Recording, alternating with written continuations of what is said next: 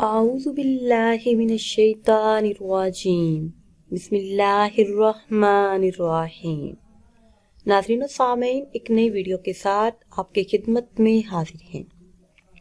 آج کی اس خاص ویڈیو میں رزق میں وسعت کا بہت ہی خاص اور مجرب عمل آپ کے ساتھ شیئر کروں گی۔ اس دور میں رزق کی تنگی سب سے بڑا مسئلہ ہے۔ تمام معاشی مشکلات سے نجات کے لیے، رزق کی تنگی سے نجات کے لیے، رزق میں برکت کے لیے، گھر میں خیر و برکت کے لیے یہ بہت ہی خاص اور مجرب عمل ہے جو آپ نے نماز مغرب یا پھر نماز عشاء کے بعد کرنا ہے۔ اس عمل کی برکت سے، اس عمل کی فضیلت سے انشاءاللہ عز و جل گھر کی حالات جلد ہی بدل جائیں گے۔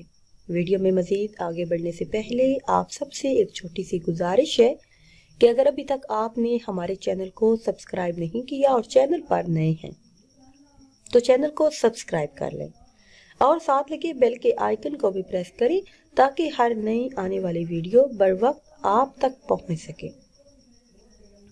میرے ایسے تمام بہن بھائی جن کا ایک ہی رونا ہے کہ پیسے کم ہیں، تنخواہ کم ہے، اخراجات زیادہ ہیں، گزارا بڑی مشکل سے ہوتا ہے، اس کے لیے یہ بہت ہی خاص اور مجرب عمل ہے جو کسی بھی دن آپ کر سکتے ہیں۔